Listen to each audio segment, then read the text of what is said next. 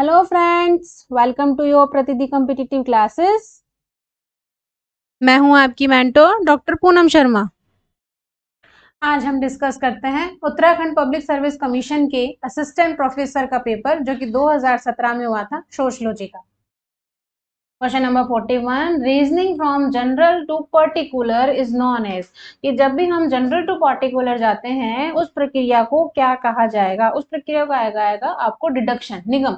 यानी कि आप यहाँ से, ये आपका बेसलाइन है, यहाँ से आप स्टार्ट होके ऊपर की ओर जा रहे हो, यानी यहाँ आपके पास कोई खास नॉलेज नहीं है, आपके पास कोई बेसलाइन नहीं है प्रॉपर। यहाँ से आप ज्ञान अचीव करते हो, अपनी नॉलेज को अचीव कर रहे हो, अचीव करते करते आप टॉप तक जा रहे हो, that is general to particular way में जा रहे हो, ये आपका डिडक्शन हो गया है। पर जब हमारे पास बहुत सारे नॉलेज होती है और जब हम डाउन हो जाते हैं, वापस बेस लाइन की ओर आ रहे होते हैं हमारी, तब ये इंडक्शन थ्योरी होती है। यानी कि इसका तो मतलब होता है जाना और इसका हो गया आना। ठीक है, ये आपको कॉर्ड वर्ड के थ्रू बता रही हूँ, जाना और आना आपको याद रहेगा। आने का मतलब कहीं दूर से आना होता है, जाने का मतलब अपने घर से जाना होता है या जहाँ पे आपका स्पेस है वहां से जाना होता है। जब जाने वाली बात आ जाएगी तो डिडक्शन है, आने वाली बात आ जाएगी तो इंडक्शन। अच्छा, एक्सपीरियंस, एक्सपीरियंस जितने भी आपकी नॉलेज है या जितना भी आपने टाइम स्पेंड किया है उसके अकॉर्डिंगली आपको एक्सपीरियंस आएगा। Observation, observation as you know इसमें आईज का बहुत बड़ा रोल होता है। ठीक है। Question number 42, who wrote the book method of the social research. Social research जो है वो किसने लिखी थी? वो बुक लिखी थी आपकी गुडेन हॉट ने। गुडेन हॉट ने बुक लिखी थी मेथड ऑफ सोशल रिसर्च। अच्छा, अफोक रुशल ने कौन सी वाली बुक लिखी है?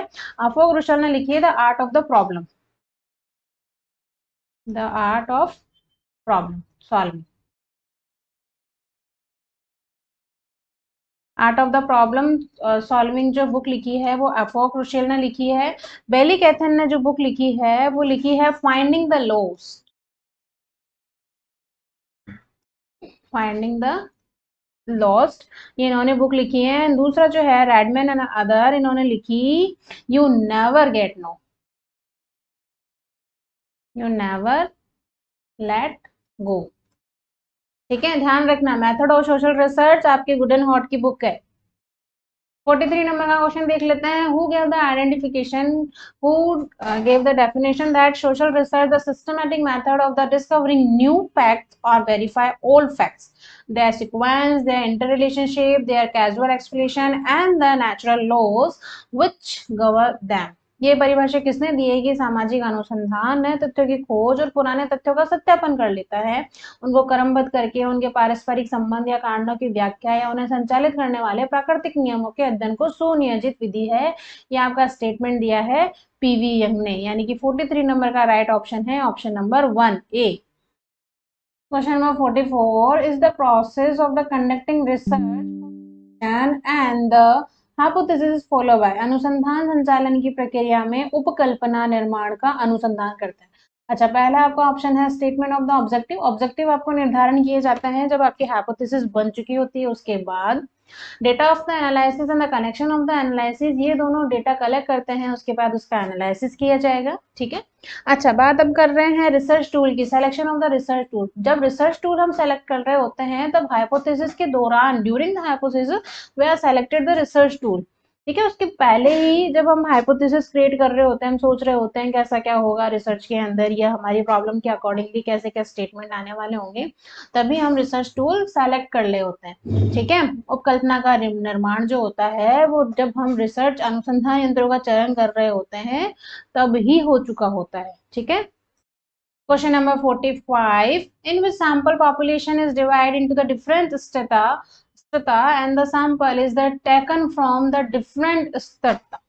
ठीक है, कि कौन से निर्देशन में जनसंख्या को विभिन्न स्तरों में बांटा जाता है और फिर निर्देशन का चुनाव भी विभिन्न स्तरों के माध्यम से किया जाता है। यानी कि कुछ ब्लॉक्स बना दिए हैं हमने, कुछ लेवल डिवाइड कर दिए हैं, उसके अकॉर्डिंगली हम सैम्पलिंग मेथड यूज करेंगे, दैट इज स्ट्रेटिफाइड सैम्पलिंग। ठीक है, क्योंकि हमने उनको स्तरीकृत स्तर में बांट दिया है।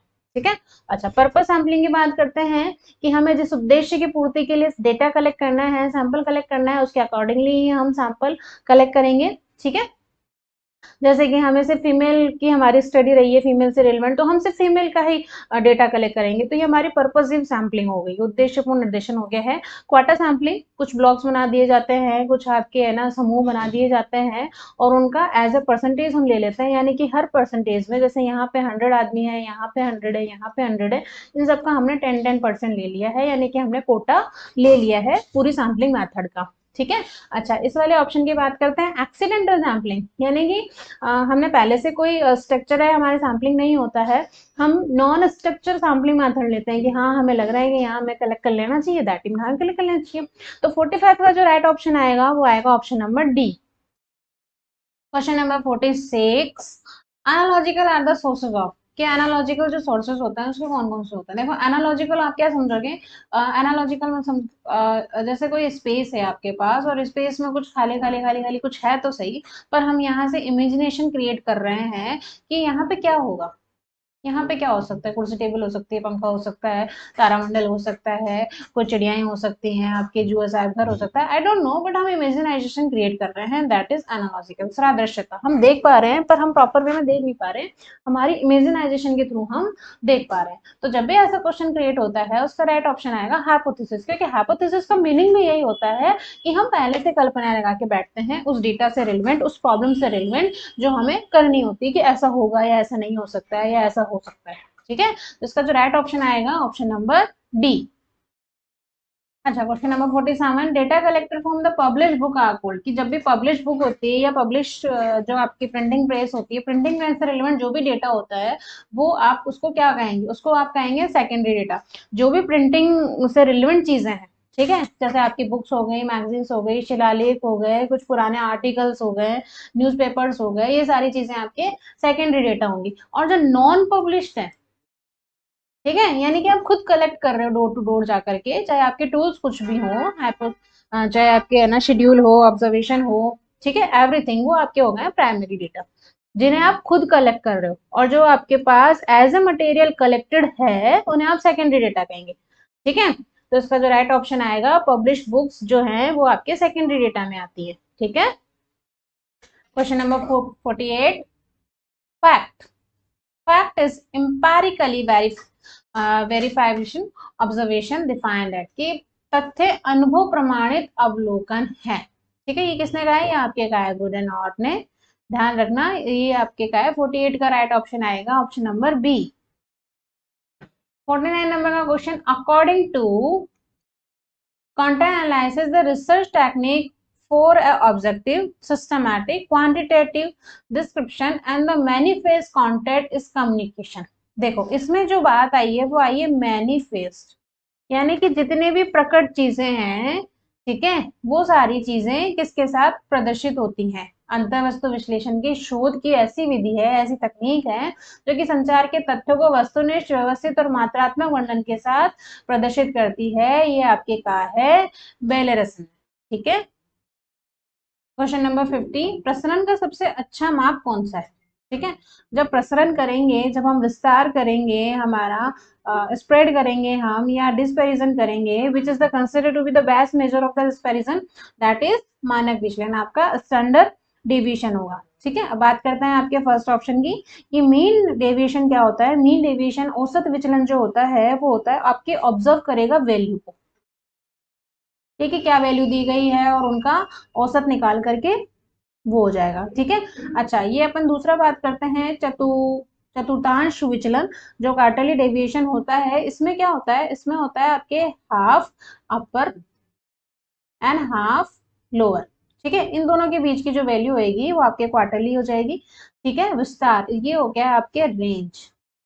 ठीक है, रेंज क्या हो गया, रेंज हो गया पहले तो आपकी लो एंड हाई के बीच में जो डिफरेंस होएगा वो आपके रेंज को डिस्क्राइब करता है। तो 50 का राइट ऑप्शन आएगा डी। दोस्तों, अपने स्टडी को कंटिन्यू करते हुए बूस्ट अप कीजिए, सफलता आपकी ही है, डेफिनेटली आप सफल हो जाएंगे।